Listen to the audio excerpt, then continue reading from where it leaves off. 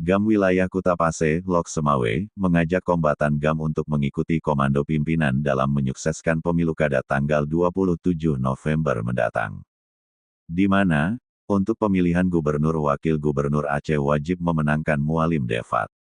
Begitu juga untuk pemilihan Wali Kota Wakil Wali Kota Lok Semawe, harus memenangkan Sayuti Husaini.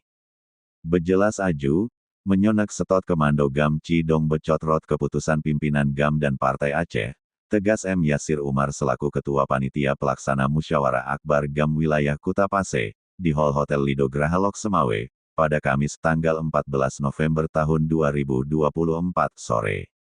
Pejuang Aceh Merdeka ini mengatakan, menjelang pemilu kada perlu dilakukan penguatan dan kesadaran politik kombatan GAM untuk bersikap tegas tanpa kompromi dalam mendukung keputusan politik Partai Aceh.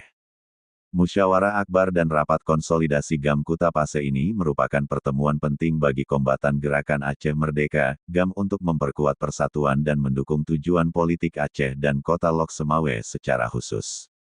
Dalam musyawarah itu membahas beberapa tujuan utama, seperti memperkuat persatuan dan solidaritas di antara anggota GAM, terutama dalam mendukung tujuan politik melalui jalur Partai Aceh dalam hal implementasi MOU dan realisasi UUPA sesuai cita-cita politik GAM untuk menjalankan pemerintahan Aceh sesuai dengan harapan rakyat.